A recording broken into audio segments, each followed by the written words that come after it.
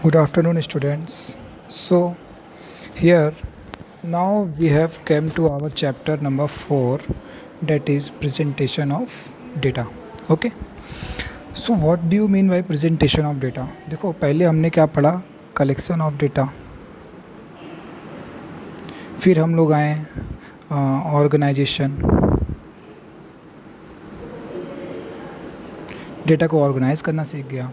अब हम लोग डेटा को क्या करेंगे, प्रेजेंट करेंगे, presentation of data. Okay. So data को प्रेजेंट करने में क्या कहते हैं, डेटा को प्रेजेंट करने के लिए हम लोग बहुत सारे फॉर्म्स यूज़ करते हैं. जैसे पिक्चर्स यूज़ कर सकते हैं डेटा को दिखाने के लिए. जैसे आपने देखा होगा, आप इसी को देख लीजिए, अगर आपको समझ में आ जाएगा. देखिए कभी कभी हम लोग ये बार ग्राफ यूज़ करते हैं, कभी कभी टेबुलर फॉर्म यूज़ करते हैं, कभी कभी स्टैटिस्टिक्स के ये सारे टूल्स यूज़ करते हैं. ओके. तो आपने ये पहले पढ़ चुका है स्टैटिस्टिक्स में. जैसे याद है बचपन में पढ़ते थे हम लोग कि ऐसा अगर मान लो 3 लिखा है तो ऐसे 3 का 3 स्माइली बना दो, ऐसे. याद है? तो ये होता था हमारा प्रेजेंटेशन ऑफ डेटा, कि डेटा को प्रेजेंट करना है ताकि अगला पर्सन जो भी डेटा को रीड करे उसको एकदम अच्छे से समझ में आ जाए. ओके. सो यहाँ पे जो हमारा इंट्रोडक्शन है वो इंट्रोडक्शन नहीं है. तो इसमें मेनली हम लोग को केवल 2 ही टॉपिक्स कवर करने हैं. Represent data using appropriate diagrams, हम लोग कुछ डायग्राम्स के बेसिस पे डेटा को प्रेजेंट कर सकते हैं या फिर टेबल्स के बेसिस पे प्रेजेंट कर सकते हैं. ओके.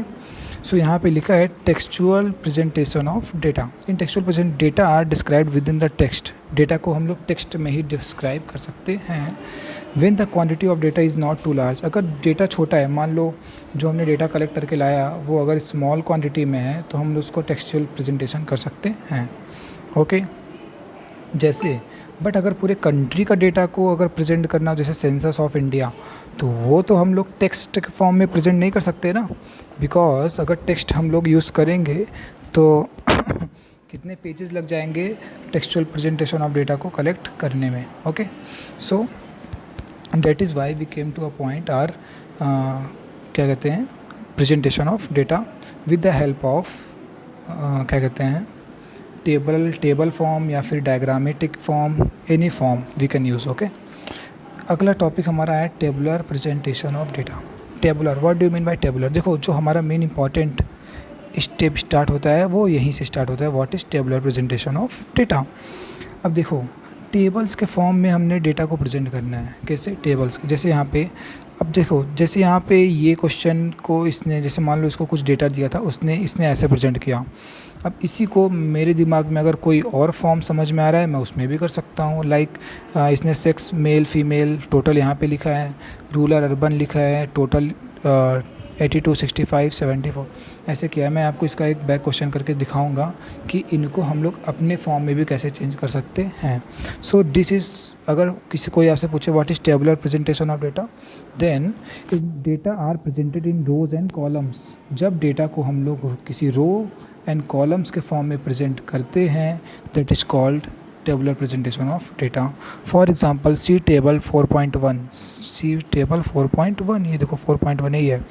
इसमें देखो वर्टिकली देखो, ये जो अगर लाइन ऐसे जा रही है तो इसको बोलते हैं हॉरिजेंटल, लाइन ऐसे जा रही है तो इसको बोलते हैं वर्टिकल, इसको बोलते हैं हॉरिजेंटल. ओके.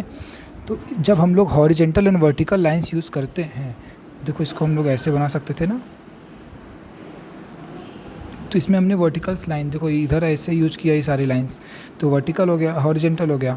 और इसको अगर हम लोग क्या कहते हैं, इस फॉर्म्स में यूज़ करते तो हमारा क्या हो गया, हॉरिजेंटल हो गया. ओके. जब भी हम लोग horizontal and vertical lines use करेंगे डेटा को प्रेजेंट करने के लिए in the tabular form, then it will known as presentation of data in a tabular form. ठीक है. ऐसे ऐसे कई सारे इनके टेबुलर्स फॉर्म होते हैं. जैसे ये भी हमारा टेबुलर फॉर्म का एक एग्जांपल है, अच्छा एग्जांपल है. ठीक है. अब यहाँ पे है स्पाशियल क्लासिफिकेशन. क्लासिफिकेशन याद है क्या होता है? Like when classification is done on the basis of place. हम लोग क्लासीफाई करते हैं ना डेटा, जब हम लोग प्लेस के बेसिस पे किसी डेटा को क्लासीफाई करते हैं तो that is called spatial classification. And यहाँ पे है टेम्पोरल क्लासिफिकेशन। ये सारे क्लासिफिकेशन के नाम याद करने बहुत ज़्यादा ज़रूरी नहीं है, ये नहीं आता एग्ज़ाम में। एग्ज़ाम में आता है कि आपको कुछ सारे डेटा दिए होंगे, आपको जैसे मान लो यहाँ पे ये डेटा दिया है, ठीक है, यहाँ पे ये डेटा दिया है, आपको इस फॉर्म में प्रेजेंट करना है। सो दिस इज़ कॉल्ड कि आप गिवन डेटा को कैसे अपने तरीके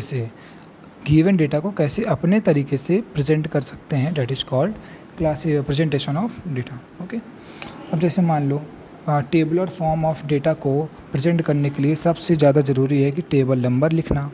ओके, अब क्या क्या चीज़ें इंपॉर्टेंट का हमको ध्यान देना होगा वो सुन लो। यहाँ पे टेबल नंबर ज़रूरी है, ठीक है, जैसे यहाँ पे लिखा है ना, table number is assigned to a table for identification purpose if more than one table is presented. अगर हम लोग एक से ज़्यादा टेबल बना रहे हैं तो टेबल नंबर देना ज़रूरी है। जैसे यहाँ पे टेबल नंबर क्या है, 4.4, यहाँ पे ठीक है, यहाँ पे टेबल नंबर 4.4 है, यहाँ पे टेबल नंबर हमारा है 4.3। तो by this types of using these methods we can go to our table number. Okay, तो क्या क्या चीज़ों का टाइटल ज़रूरी है, title. Tabular presentation of data में दो चीज़ें ज़्यादा ज़रूरी हैं, एक टेबल नंबर होना चाहिए, दूसरा टाइटल। अब इसमें टाइटल क्या है, टाइटल हमारा ये है। So this is our title. तो टाइटल क्या है यहाँ पे, export from India to rest of the world in 2013-14 as share of total export. मतलब टाइटल ये बता रहा है यहाँ पे कि हमारा एक्सपोर्ट 2013-14 के में जितना एक्सपोर्ट हुआ वो कितना परसेंट शेयर कैलकुलेट करता है, ठीक है। यूएसए कितना परसेंट एक्सपोर्ट करता है, 12.5, जर्मनी 2.5, इस तरीके से यहाँ पे टाइटल बताया। टेबल नंबर हो गया, टाइटल हो गया। अब दूसरा है हमारा कैप्शंस और column headings. Like at the top of each column is a table और designed to given to explain figures of the column. जैसे मान लो ये एक्सपोर्ट शेयर, ये हमारा कैप्शन हो गया, यहाँ डेस्टिनेशन हो गया, ठीक है।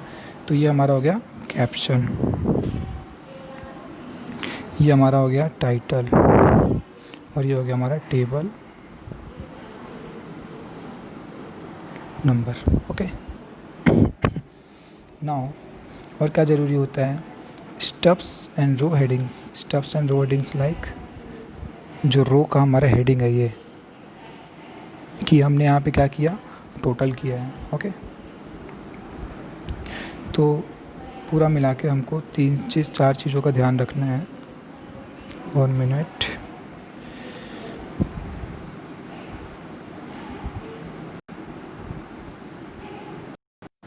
ओके, तो ये इसमें क्या क्या चीज़ें ज़रूरी हैं। अगर टेबलर प्रेजेंटेशन ऑफ डेटा हमको बनाना है तो उसमें सबसे ज़्यादा ज़रूरी ये है कि हमारे पास क्या होना चाहिए, टेबल नंबर,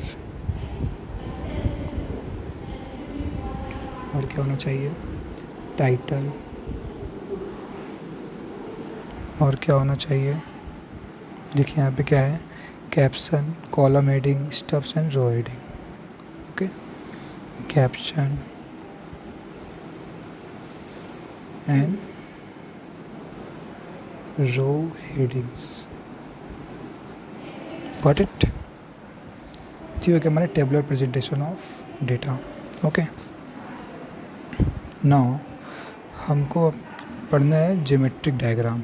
वो हमारा टेबलर प्रेजेंटेशन था, अब हमारा जो नया टॉपिक है वो है हमारा ज्योमेट्रिक डायग्राम। एक सेकेंड मैं आपको दिखाता हूँ। हाँ देखिए, टेबलर प्रेजेंटेशन ऑफ डेटा का ये सबसे इम्पोर्टेंट टेबल दिया है कि हम लोग किसको क्या क्या बोलते हैं।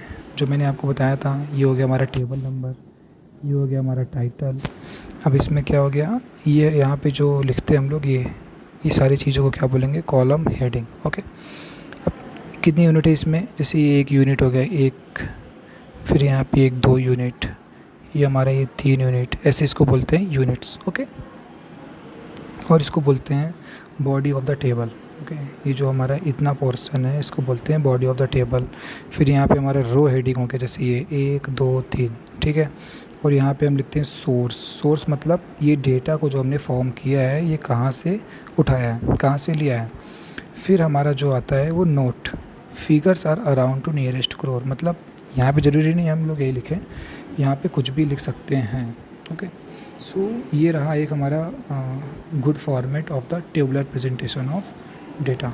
ओके.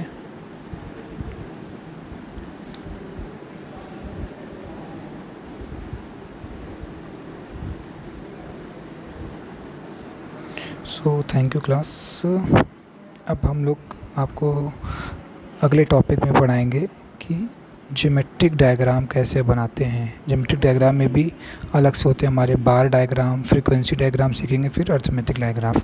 तो जो हमारा मेन टॉपिक है इस चैप्टर का वो एक टेबुलर प्रेजेंटेशन ऑफ डेटा था और एक हमारा आपका क्या कहते हैं ये वाला टॉपिक है. ठीक, ये तीनों अगर हमारा कवर हो जाएगा तो ये चैप्टर भी हमारा फिनिश हो जाएगा. ओके. So thank you.